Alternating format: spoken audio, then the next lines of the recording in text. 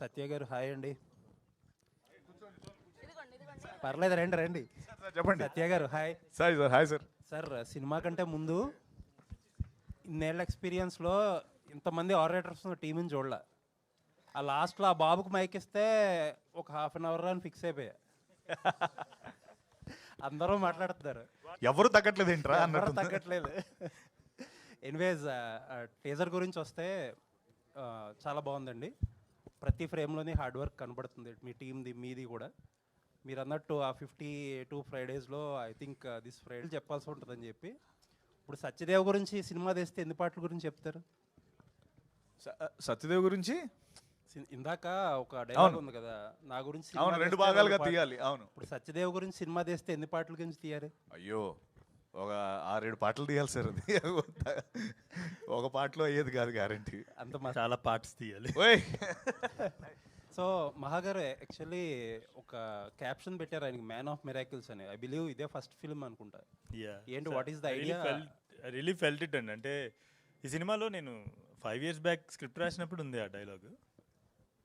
Sorry, మీరు complete చేయాలా? Yeah అదే. సో స్క్రిప్ట్లోనే ఉంది మ్యాన్ ఆఫ్ మిరాకిల్స్ అని ఒక లైన్ ఉంది. మీరు అందుకే నా టీజర్లో కూడా పెట్టాము ఆ line. Just not for the sake of naming an actor like that అని కాకుండా స్క్రిప్ట్లో ఉండింది.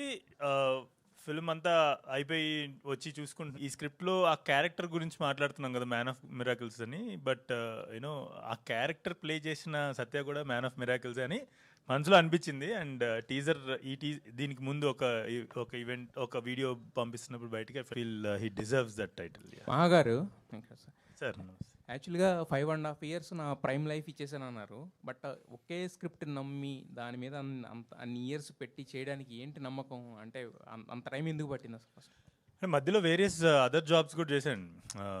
యాక్టింగ్ చేసా, ప్రొడక్షన్ చేసా. కానీ నేను డైరెక్ట్ చేస్తే నెక్స్ట్ ఈ సినిమాని చేయాలని ఎందుకు అనిపించిందంటే, ఈ స్క్రీన్ ప్లే రాసింది కోవిడ్ ఫస్ట్ వేవ్ అయిపోయింది, సెకండ్ వేవ్ స్టార్ట్ అవుతుంది. ఆ గ్యాప్లో రాసి ఇది ఎట్లయినా ఈ సినిమా తీయాలని చెప్పేసి మొదలు పెట్టాను అనమాట. October 13th, 2020 I still remember I finish the script of this film and started immediate. నేను నెక్స్ట్ డే నుంచే స్టార్ట్ చేశాను. బికాస్ సెకండ్ వేవ్ వస్తుంది అప్పుడే, డెల్టా వేవ్ సంథింగ్ ఏదో చనిపోతున్నారు చాలామంది అని అన్నారు.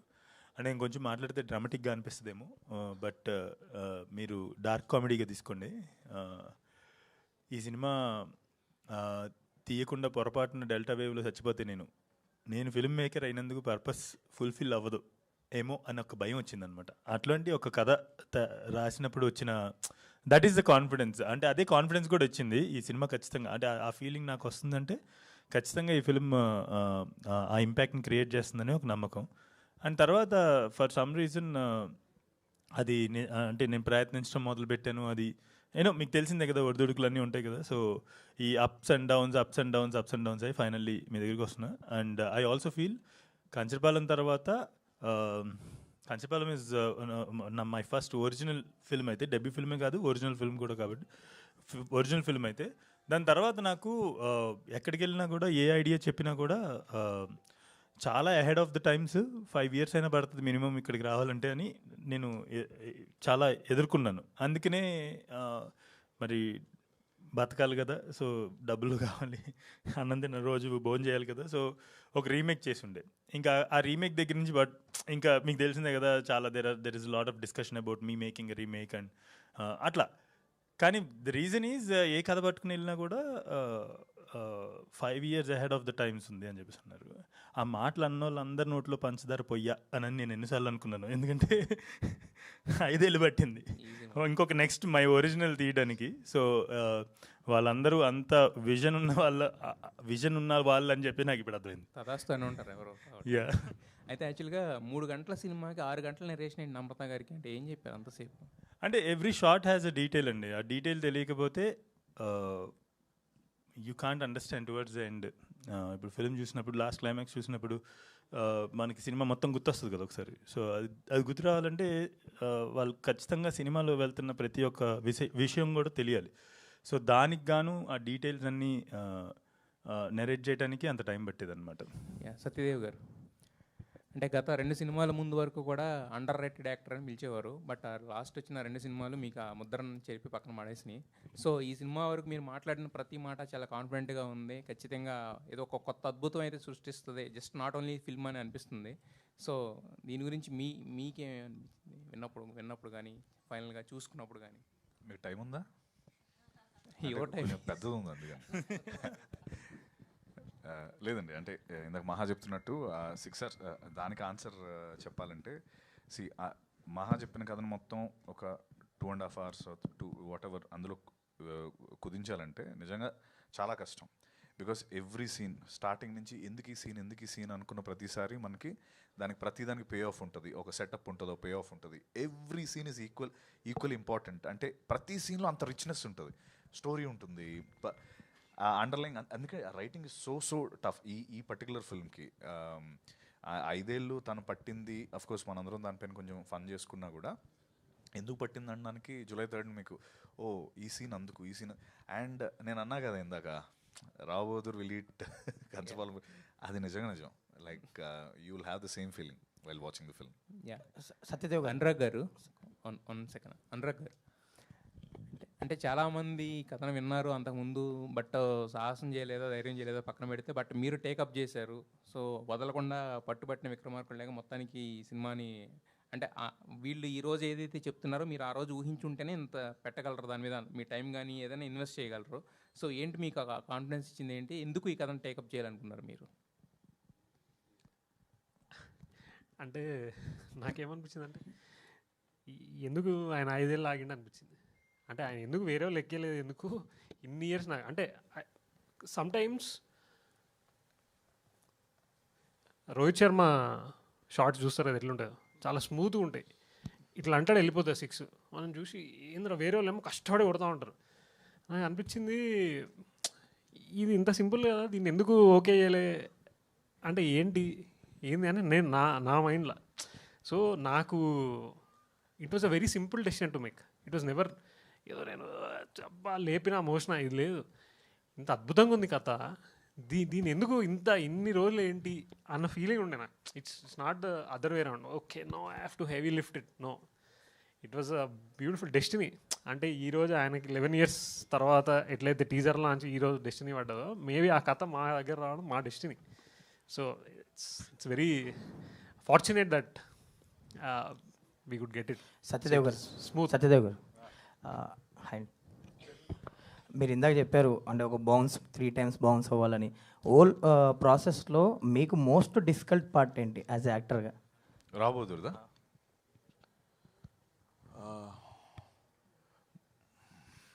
మోస్ట్ డిఫికల్ట్ పార్ట్ ఆనెస్ట్గా నాకు ఐ థింక్ ఆ రోప్స్ది చాలా డిఫికల్ట్ అనిపించింది. ఎవ్రీథింగ్ ఎల్స్ మేకప్ అదంతా కూడా నేను అంటే అది 5-6 hours అదంతా ఉంది, నేను కాదనట్లేదు. It's difficult but I was enjoying it. నేను ఎంజాయ్ చేస్తూనే చేశాను అదంతా కూడా. బికాస్ నాకు ఎవడో ఒకటి ఫస్ట్ టైం నాకు ఒక ఛాన్స్ ఇస్తున్నాడు, దీనికోసమే కదా మనందరం ఉంటాం, దానికి నేను కంప్లైంట్ చేయలేను. దీనికోసమే కదా నేను ఇన్ని రోజులు సినిమాలు చేసింది, ఆ ఛాన్స్ వచ్చింది, అది నాకు కష్టం కాదు. అఫ్కోర్స్ చూసేవాళ్ళు కష్టం డెఫినెట్లీ, బట్ నాకు కాదు. I was enjoying it. ఆ రోప్స్ది ఒక సాంగ్ ఉంటుంది సినిమాలో, అది కంప్లీట్లీ వీళ్ళు ఆ రోప్స్లో ఏంటంటే నేను గాల్లో ఉంటాను, వీళ్ళు షార్ట్ పెడతారు, పెట్టేసి గాల్లో ఉండి చేయాల్సిన షార్ట్ నాకు. సో వీళ్ళు షార్ట్ డిస్కస్ చేసుకున్న సేపు నేను గాల్లో ఉండాలి, ఇలాగా అరే తొందరగా డిస్కస్ చేయండి రా, దించండి రా. సో అది వాజ్ వెరీ టఫ్. అంటే the physical aspect of it కొంచెం టఫ్ అనిపించింది, బట్ ఎవ్రీథింగ్ ఎల్స్ నేను ఆడుతూ పాడుతూ చేశాను. మీరు నా ఇంటర్వ్యూలో పేషెన్స్ గురించి చెప్పారు. 100 అడుగులు తవ్వి లాస్ట్ అడుగు తవ్వడానికి నేను వెయిట్ చేస్తాను బంగారం కోసం అని. సో మోస్ట్లీ ఈ ఫ్రైడే మీకు ఒక్క అడుగు తవ్వి బంగారం దొరకాలి. All the very best. Thank you Rajesh. Venkat గారు, థ్యాంక్ యూ. ఇందాక టీజర్లో ఒక డైలాగ్ ఉంది, అదే కథ చెప్పాల్సి వస్తే 2 భాగాలుగా చెప్పాల్సి వస్తుంది. సో రావ్ బహదూర్ కంక్లూషన్ ఉంటుందా లేదంటే part 2 కూడా ఉండదు? దిస్ ఈజ్ 1 film అండి. అది సందర్భం, ఆ సందర్భం అలా వర్కౌట్ అయింది. ఆ సందర్భం ఆ డైలాగ్ తీసుకొచ్చింది అని ఇది 1 part ఫిల్మే. యా, సో యా, మహాన్న వాడు అంత వ్యాస్ట్ కథ అనమాట వాడిది, అందుకని అలా అంటాడు. ఆ సందర్భం అలా కుదిరింది. యా, మహాన్న ఇందాక సత్యదేవ్ మాట్లాడుతూ RRR, బాహుబలి తర్వాత రావ్ బహదూర్ అని చెప్పేసి he made a huge statement. So ఆ స్టేట్మెంట్కి ఎంతవరకు కాంప్లై ఉన్నారు మీరు? అంటే drama wise and effort wise, every craftsmanship wise, ఈ అన్ని కొలమానాల్లోనూ ఇది ఖచ్చితంగా మా అందరికీ కూడా it's equal to Baahubali or RRR అండి. సో మేబీ స్కేల్ వైజ్ అలా కాదు, డ్రామా వైజ్ అయితే కనుక ఖచ్చితంగా it is there. But I wish I reach a day, no I will get a day where I can make such wonderful films also. అలాంటి ఒక magnum opuses and bigger films, అంత grand scale ఉన్న films తీసే అవకాశం కూడా ఏదో ఒక రోజు వస్తుందని నేను కోరుకుంటున్నాను, రాజమౌళి గారు తీస్తున్నటువంటి సినిమాలు. బట్ ఆయన సినిమాలతో పోల్చడం అంటే మా ఇంటెన్సిటీ వైజ్ ఇది అక్కడ నిలబడుతుంది. ఎక్స్పీరియన్స్ వైజ్ కావచ్చు, experience is definitely towards the end of the film theatre నుంచి బయటకు వెళ్ళినప్పుడు ఖచ్చితంగా అంత ఇంటెన్సిటీ, అంత స్కేల్ ఉన్న ఫిల్మ్ చూసిన ఎక్స్పీరియన్స్తోనే బయటకు వెళ్తారు. అది I can give it. Also just a teaser అని చెప్పేసి ఆల్మోస్ట్ 3 minutes కంటెంట్ రిలీజ్ చేశారు. సో ట్రైలర్ ఉంటుందా? యా ఉంటుంది. సో ట్రైలర్ ఉండదు, కాకపోతే మోర్ దెన్ ఎ టీజర్ ఉంటుంది. So it's not a teaser, just a teaser, more than a teaser. So ఈ సినిమాకి టీజర్స్, ట్రైలర్స్, ఈ సినిమాని టీజర్స్, ట్రైలర్స్లో కుదించడం చాలా కష్టం. అందుకనే మేము we decided to for every aspect, every outing we wanted to name something and that idea came అనమాట. So thanks. అంటే Telugu cinema is known for experience, అంటే యూనిక్ ఎక్స్పీరియన్స్. మీరు కూడా కేర్ ఆఫ్ కంచరపాలెంతో ఒక యూనిక్ ఎక్స్పీరియన్స్ ఇచ్చారు. అట్ 94 year ఏజ్ మన సంగీతం శ్రీనివాస గారు కూడా ఈరోజు సంగీతం అనే సినిమా రిలీజ్ అయింది. యూనిక్ ఎక్స్పీరియన్స్, అది కూడా ఒక మ్యూజికల్గా కానీ. So what kind of experience Rao Bahadur gives to the audience? అంటే కొంత ఆడియన్స్ కూడా ఏంటంటే చాలా కొత్త కోరుకుంటున్నారు ఏ ఎక్స్పీరియన్స్లో కూడా. So what kind of experience that Rao Bahadur gives for audience? Sir thanks for bringing Sangeetham. పక్కన ఇట్లా వస్తుంటే అక్కడ పాటలు వినిపిస్తున్నాయి, ఒక డోర్ ఓపెన్ అవుతాయి. I'm really happy that Sangeetham Srinivas sir's film release today at the age of 94, and I really wish ఆ రోజు దాకా నాకు నేను కాళ్ళు చేతులు బేసిక్లీ ఆ ఏజ్ దాకా కూడా I should be strong enough to make films అని నేను కూడా కోరుకుంటున్నాను. అండ్ ఎక్స్పీరియన్స్ వైజ్ వస్తే కనుక ఎప్పుడైనా ఒక శ్రీహరి గారి డైలాగ్ ఒకటి ఉంటుంది కదా, జరుంటే చచ్చిపోతుండే. సో అమ్మ జరుంటే చచ్చిపోతుండేరా. So it's like all kinds of experiences. For example ఈ సినిమా ఎవరైనా చనిపోయినప్పుడు లాస్ట్ 7 minutes మొత్తం రిప్లై అవుతుంది అని అంటారు కదా, అలాగా మీరు థియేటర్లోకి వచ్చినప్పుడు ఒక రావ్ బహదూర్ అనేవాడి లైఫ్ని 2.5 hours ఆ రీప్లే అనమాట. It's like almost biopic of character called Rao Bahadur. So so it's going to be an overwhelming experience, అది నా ఉద్దేశం. జరుంటే చచ్చిపోతానంటే. Venkatesh Maha. Yes, hi, congratulations in advance. Thank you. నాకు డౌట్ ఏంటంటే పోయి పిచ్చోళ్ళలాగా బిహేవ్ చేస్తారు, అంటే వాళ్ళ సినిమా ఏమైపోద్దేమోనని భయంతో. మీరేంటండి మ్యాన్లీగా రెడీ అయ్యి ఒక హీరోకి కాంపిటేటివ్గా వచ్చి కొంచెం లుక్స్ కూడా ప్రీవియస్గా పోలిస్తే కంపేర్ చేస్తే ఇప్పుడు చాలా మంచిగా కనిపిస్తున్నారు. దాని వెనకతల రీజన్ ఏంటి? రావ్ బహదూర్ ఏమైనా మార్చిందా మిమ్మల్ని? ఈజ్ అన్ యాక్టర్ ఆల్సో కదా. అదే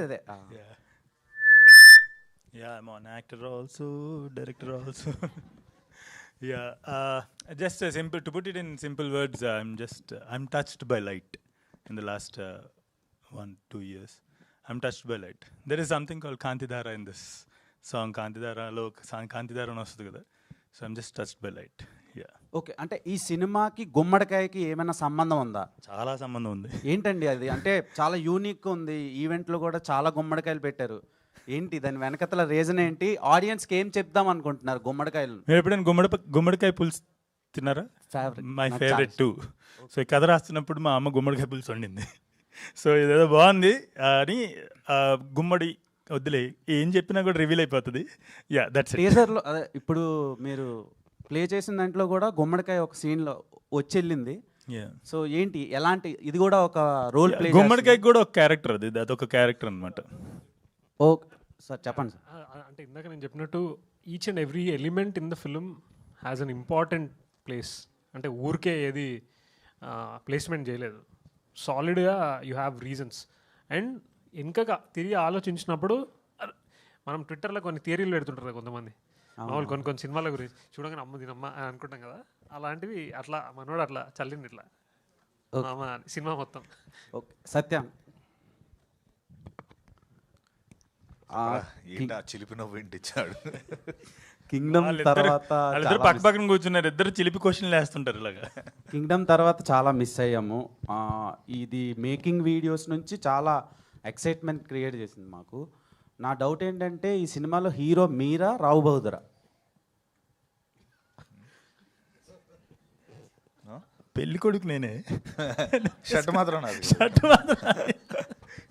సో ఎలా అనిపించింది అన్న ఎక్స్పీరియన్స్? అండ్ మీరు చేసిన సినిమా ప్రీవియస్గా ఒక ఇంటర్వ్యూలో చూసా, త్రిబులార్లో చేశారు, ఇలా కట్ అయిపోయింది అన్నారు. సో అంతకంట మంచి రోల్ అనిపిస్తుంది మాకు. సో మీరు ఎలా అనుకుంటున్నారు అండ్ ఆడియన్స్కి ఏం చెప్దాం అనుకుంటున్నారు ఈ సినిమాతో?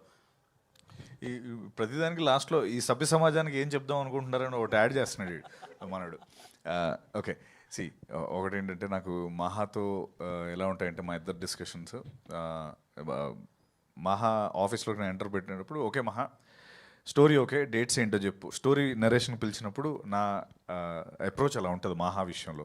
ఎందుకంటే తను ఏది ఊరికే చేయడు ఊరి కోసం చేస్తాడు అన్నట్టు, ఏదో అంటే ఎవ్రీ డీటెయిలింగ్ ఇది చెప్తున్నాడంటే దీని పే ఆఫ్ ఎక్కడ వస్తుంది, ఎందుకు ఇది చెప్తున్నాడు. ఇందాక తను అన్నట్టు ఆ పంప్కిన్కి ఒక రీజన్ ఉంటుంది, వాడు ఆ కాస్ట్యూమ్కి, లేకపోతే వాడు వేసుకున్న everything.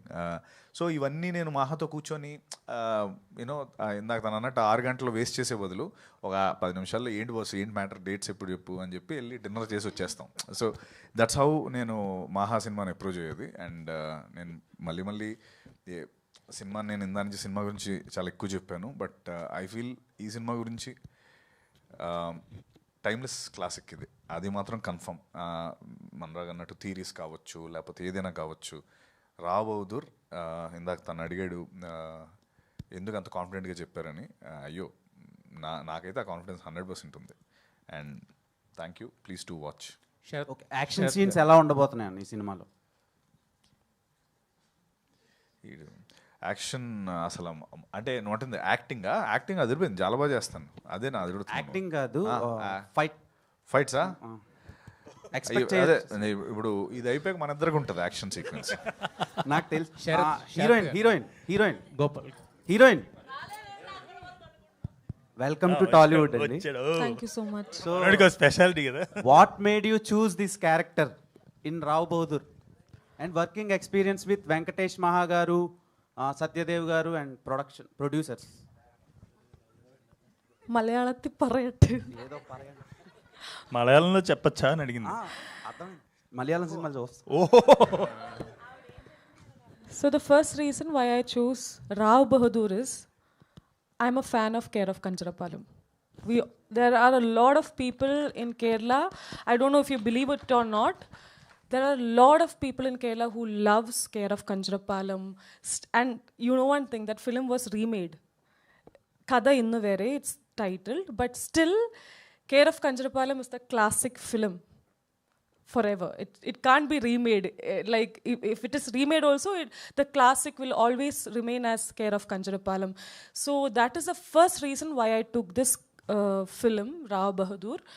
And yeah, Renuka is a character that I have never done before in my film career, which has a lot of layers in it. And I'm very thankful that I got such a beautiful opportunity to work with Venkatesh Mahagaru, and also, as I always said, Satyadev Garu, who's a versatile and self-made actor who we all love. So, yeah. Sarath గారు, Thank you so much. బేసిక్గా శరత్ గారు sir చెప్పండి. ఇంతకుముందు మీరు already major చేసినప్పుడు కూడా GM banners, so ఏంటి అంటే ఇది అప్పుడు కూడా మాకు సోనీ వాళ్ళందరూ ఉండే సార్. దీనిలో గోపాలకృష్ణ గారు ఫస్ట్ వచ్చారు, కానీ సినిమా అయ్యే కొద్దీ దాని స్కేల్ చాలా పెరిగింది. Film demanded a lot from us. మేము అనుకున్న బడ్జెట్ కూడా చాలా ఎక్కువైంది. So we needed more cash. So అందుకు we went and reached out to better invest and got a new partner. And అంటే this a very big film and మీరు చూసినప్పుడు అది అర్థమవుతుంది. Each shot, each scale, the number of sets we have erected, we shot for over 100 days. So yeah, because as the project went on మేము అనుకున్న budget కానీ చాలా extend అయింది కాబట్టి I had to bring in new. Namrata గారి support ఎలా ఉండింది మరి? అంటే బ్యాకింగ్ ద ప్రాజెక్ట్ అంటే ప్రెజెంట్స్ వాళ్ళు ఉన్నారు కదా. కంప్లీట్లీ, అంటే ఒక ప్రెజెంటర్గా ఏమేం చేయాలో దే డూ ఎవ్రీథింగ్. అంటే నేను Anurag we will be always be careful to not ask too much from them. అంటే మా బిలీఫ్ ఎప్పుడు మనం ఏమని చేయగలిగితే చేయాలి, బట్ ఎక్కువ అడగద్దు అని. సో ఎంతవరకు వాళ్ళ బ్లెస్సింగ్స్, వాళ్ళ సపోర్ట్ మాకు అవసరమో అంతవరకు తీసుకుంటాం. ఇప్పుడు కూడా మహేష్ సార్కి సినిమా చూపిస్తాము నెక్స్ట్. అంటే మేమేం బిలీవ్ చేస్తామంటే మహేష్ సార్ లాంటి వాళ్ళు, నమ్రత గారు లాంటి వాళ్ళ స్టేచర్ ఎంత పెద్దది అండ్ మేము ఎంత రెస్పెక్ట్ చేస్తామంటే they should say that. Cinema చూపించి ఐ విల్ టెల్, ఇప్పుడు చెప్పండి మీరు ఏం చేస్తారు. అంతేగాని I don't want to go to them and say ఇది చేయండి, నాకు పలానా ఈవెంట్కి రండి లేతే ఇది చేయండి అని. I feel we have that respect for them and I believe that their presence is with us. And ఫోన్లలో అది టచ్ అనే ఉంటారు. And whenever the time is right obviously they will step out. Wish all the best. I just want to add to that. మీరు Oscar films అవి చూస్తే మన producers list చూస్తే కనుక 8-10 ఒక్కోసారి 15 ప్రొడ్యూసర్స్ పేర్లు కూడా ఉంటాయి వికీపీడియాలో. బికాజ్ అంతటి అంబిషియస్ విజన్ ఉన్నప్పుడు I think it needs such you know those many minds, brains to believe it and come forward to back the project. I think that is also one of the reasons, because of the vision, the big the scale of the film, the vision of the film. అంతమంది రావాల్సి వచ్చింది. గోపాలకృష్ణ రెడ్డి గారు, మీరు ఎంచుకున్న సినిమాలు చూస్తే తర్వాత ఏమో ఏ చూసినా కూడా అంటే జనరల్గా ఉండవు ఏది కూడా.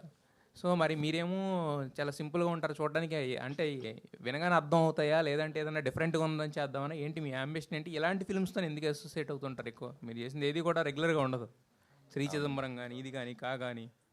నేను ఫస్ట్ అది ఇప్పుడు కాక ఇంకప్పుడైనా ఒక స్టోరీ చేశానండి, అది కరోనా టైంలో. అప్పుడు సరిగ్గా దాన్ని చేయలేకపోయాం, అది అయిపోయి ఓటీటీ అయితే చేసాం. తర్వాత యశోద వచ్చింది, యశోద మూవీ, శివలంక కృష్ణప్రసాద్ గారు వస్తే అది నొప్పులతో పడుతుంది, అది ఎవరికి సరైన నాదుడు లేడు దానికి. అందరూ పెద్దవాళ్ళు అందరూ చూశారు, వాళ్ళ కథ విన్నారు, ఎవరికి నచ్చలేదు. నేను విన్నాను, వాళ్ళ తమిళ డైరెక్టర్ వాళ్ళు చెప్పింది నాకు అర్థమై కొద్దిగా అర్థమైంది, ఏదో మొత్తం మీద విన్నా. నేను మెయిన్ పాయింట్ పట్టుకుంటానండి, అంటే పట్టుకుంటాం అంటే నాకు అది నచ్చుద్ది. అంటే నా అభిప్రాయం, అది ప్రేక్షకుడికి నచ్చుద్దా లేదా అన్నదే కమర్షియల్గా తర్వాత ఆలోచిస్తాను. తీసేవాడిని బట్టి కమర్షియాలిటీలోకి వెళ్తుంది. యశోద చాలా బాగా చేస్తాం. తర్వాత సినిమా కూడా డైరెక్టర్లు చాలామందికి ప్రొడ్యూస్ తిరిగారు, ఆ బడ్జెట్ మ్యాచ్ అవ్వలేదు వాళ్ళకి. నేను చాలా ధైర్యం చేస్తాను ఆ సినిమాకి అయితే. నేను ఆర్థికంగా అయితే ఏం కాదు కానీ సినిమా పర్వాలేదు. ఓన్లీ ఆ కథను బట్టే, ఎవరు పెర్ఫార్మెన్స్ గురించి అసలు మాట్లాడలేదు ఎవరు. కథలో పాయింట్ లాస్ట్ ఆ పావు గంట, దాంతో ఆ సినిమా ఒడ్డున పడేది. తర్వాత చిదంబరం కొత్త వాళ్ళని మనం చేసే పనిలో మన డబ్బు సేఫ్గా ఉంటే కొత్త వాళ్ళని ఎంకరేజ్ చేయాలి అని ఒక కాన్సెప్ట్, ఒక మంచి ఉద్దేశం ఒకటి ఉంది. అలా చేస్తుంటే అప్పుడు ఈ రావు బహదూర్ వచ్చిన తర్వాత ఇది నేను నాకు ఎక్కువ వీళ్ళందరూ ఉన్నారు కదా, వీళ్ళు చేసుకుంటారు మనకెందుకులే, మనం వేరే చూసుకుందాం అని నేను అనుకున్నా. అనుకుంటే ఈ రానా గారని ఒక ఆయన ఉన్నారు మనకు, ఆయన ఫస్ట్ ఆయన ఫోన్ చేసి మా అబ్బాయికి చెప్పారు మొత్తం మీద ఇది ఏదో అంటే సరే నేనే సొంతంగా చేసుకుందాం సినిమా ఇది అని అనుకున్నా యాక్చువల్గా ఇది విన్న తర్వాత. కాకపోతే వీళ్ళందరూ ఆల్రెడీ అప్పటికి కమిట్ అయిపోయి ఉన్నారు. మహా వెంకటేష్ గారు అన్నారు ఇంకా వీళ్ళందరితో ఉండవలసిందని, మీరు ఈ పడవ మీరు కెప్టెన్ కింద ఉండాలి, మిగతా వాళ్ళందరూ వెనకాల ఉంటారు, మీరు సింహభాగం మీరు ఉండాలన్నారు. సరే అని చెప్పి, అంటే ఇప్పుడు ఇక్కడండి డబ్బులు ఎక్కువ ఖర్చు పెట్టి సినిమా తీయటం వేరు, తక్కువలో ఎక్కువ సినిమా చూపించడం వేరు. అంటే ఫైనాన్స్ డిసిప్లిన్ అన్నది వీళ్ళతో ఎక్కువ కనబడద్దు. ఎందుకంటే మా కేర్ ఆఫ్ కంచరపాలెంలో ఆ డిసిప్లిన్ అలా కొంచెం డైరెక్టర్లో కొంచెం క్వాలిటీ చూసి నేను ముందుకు వెళ్తాను. అలాగే వెళ్ళానండి. అది అలాగే వెళ్తాం. నాకు ఇప్పుడు కదా హ్యాపీగానే ఉన్నాను నేను. ప్రస్తుతం అయితే నేను చేసినాయని బ్రేక్ ఈవెన్ అవుతూనే వస్తున్నాయి. ఇంకా తర్వాత ఇంకో 2 సినిమాలు కూడా ఉన్నాయి ఈ సంవత్సరం, దీని వెనకాల వచ్చేస్తాయి. అలా కొన్నేమో కొలాబరేషను, కొన్నేమో ఓన్గా ఎవరో ఒకళ్ళు ఏదో ప్రత్యేకత వస్తుంటాను. అది అదే కొన్ని 100 మంది కథలు చెప్తున్నారు, వింటున్నాను నేను. అందరూ చాలా అద్భుతంగా చెప్తున్నారు. కానీ అది చెప్పడం వేరు, అక్కడ ఆ హీరోయిన్ సెట్ చేయటం, తెర మీద తీసుకొత్తంలో చాలా ఉంటుందండి. కథ అందరూ ఎవరో అద్భుతంగా చెప్తారు, మనకు మెప్పింతారు, అన్నీ బాగానే ఉంటుంది. ఒక స్వరశెట్టి మనం తీసి ఏమన్నా బాబు మీరు తీసిమా మంచి సినిమా తీసాం చూడండి అని నేను అడగకూడదు. ఉండి కొలది ఏదో మంచిదే చేస్తారు వీళ్ళు చూడాలన్న ఫీలింగ్ తీసుకురావాలన్న ఉద్దేశంతో నేను చేస్తాను. అలాగే నాకు ఒక టీం మంచి టీం తగులుతుంది, okay, so I'm happy. Gopalakrishna గారు సార్, సో అంటే మీరు చాలా కాన్ఫిడెంట్గా మాట్లాడారు ఇందాక, అండ్ మీరు చేసే సినిమాలు కూడా అంతే కాన్ఫిడెన్స్ తోటి ఉంటాయి. సో ఈ సినిమాకి అంటే సార్ మనకి ఇప్పుడు ప్రెజెంట్ ఏంటంటే థియేటర్కి ఆడియన్స్, రిపీట్ ఆడియన్స్ అనేది మెయిన్ ఇంపార్టెంట్. ఒకసారి వచ్చి ప్రైజింగ్ చూసి రెండోసారి వెళ్ళాలన్న టికెట్ ప్రైజెస్ తోటి అవుతున్నారు. సో యాజ్ ఎ ప్రొడ్యూసర్ ఈ సినిమాకి టికెట్ ప్రైజెస్ ఎలా ప్లాన్ చేసుకుంటున్నారు? టికెట్ ప్రైస్ ఇంకేం అనుకోలేదు ప్రస్తుతం. ఇప్పుడు జస్ట్ మేము ఇప్పుడు వేళ టీజర్ రిలీజ్ అయ్యేదాకా ఏం అనుకోలేదు అసలు. సడన్గా ఇది నేనే అనుకున్నాం, ఇంకా అక్కడ వరకే ఆలోచించుకోలేదు. ఏమన్నా అందరికీ పెంచుదామా?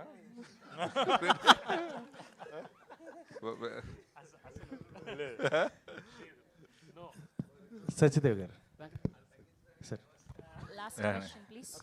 మీరు సత్యదేవ్ గారు సినిమా చేస్తున్నారంటే ఇండివిజువల్గా there will be social message, అంటే ఖచ్చితంగా ఏదో ఒక మెసేజ్ అయితే మీ నుంచి వస్తుంది అనేది ఎక్స్పెక్టేషన్స్ ఉంటాయి. ఈ సినిమా complete we're feeling like entertainment ఉంది, అలాంగ్ విత్ దట్ ఏమన్నా మెసేజ్ త్రూ దీని ద్వారా కూడా వెళ్తున్నారా? ఏ మెసేజ్ అసలు మెసేజ్ ఇవ్వాలని ఈ సినిమా చేయలేదు. మేబీ సెలెక్ట్ చేసుకున్న దాంట్లో ఆ కంటెంట్ వైజ్ అది అలా అయి ఉండొచ్చు, కానీ బట్ మెసేజ్ ఇవ్వాలి. మనం ఉన్నది ఎంటర్టైన్మెంట్ ఇండస్ట్రీలో ఎంటర్టైన్ చేయాలనుకుంటాం కదా, మెసేజ్ కాదు. But end of the day ఆ ఎంటర్టైన్మెంట్లో ప్యాకేజ్ ఒక మెసేజ్ వస్తే great, that's a different story all together. But మందంతా అరే మీరు ఎంజాయ్ చేసి you know if you get entertain, అదే biggest success. That's what I feel. Venkatesh గారు, అంటే మామూలుగా మీ సినిమాలో ఫీమేల్ క్యారెక్టర్స్ కూడా ఇన్స్పైరింగ్గా ఉంటాయి. అండ్ రావ్ బహదూర్లో చూస్తే కొన్ని సీన్స్లో హీరోయిన్ ఎక్కువగా బుక్స్ పట్టుకుంటుంది. ముఖ్యంగా అరుణ అని చెప్పేసి చలం గారు నవలు చదువుతుంది. ఆ బుక్లో చూస్తే స్త్రీ యొక్క స్వేచ్ఛ గురించి ఎక్కువగా ఏం చేస్తూ ఉంటారు. బట్ ఈ సినిమాలో హీరోయిన్ కొంచెం అలాంటి క్యారెక్టరే ప్లే చేస్తుందా? సో మీరు ఎలా డిజైన్ చేశారు? Yeah, that's a very good observation. So ఈ క్యారెక్టర్ గురించి దీపాకి నేను చెప్తున్నప్పుడు కూడా మాట, పేట్రియార్కల్ వరల్డ్లో అంటే పురుష ఆధిక్య సమాజంలో విమెన్ తప్పు చేసినా కూడా నేను తప్పు చేశానని, తప్పు జరిగింది నా వైపు నుంచి అని చెప్పే అవకాశం కూడా లేదు. తెలుసుకున్న జరిగింది తప్పు నా వల్ల అని తెలుసుకున్నా చెప్పే అవకాశం లేదు. ఎందుకంటే చెప్తే ఇద్దరు కొడతారు, లేదంటే వినరు. సో సమ్వేర్ అక్కడెక్కడో ఈ పాత్ర బిగిన్ అయింది, ఈ పాత్ర రాయటం మొదలైంది. సో చెప్పటానికి తప్పు జరిగింది నా వైపు నుంచి అని చెప్పడానికి ఉన్నా కూడా, చెప్పటానికి సిద్ధంగా ఉన్నా కూడా, ఆర్ తప్పు జరిగిందనో ఇంకేదైనా సరే ఆమెకు సంబంధించిన విషయం ఏదైనా బయట బాహాటంగా ఎవరికైనా చెప్పాలి అన్నా కూడా ఆ స్వేచ్ఛ లేదు. సో అది తప్పైనా కూడా. సో అక్కడెక్కడో మొదలైంది, కానీ it flourished in to an other, like ఇంకా బిగ్గర్ క్యారెక్టర్ అయింది.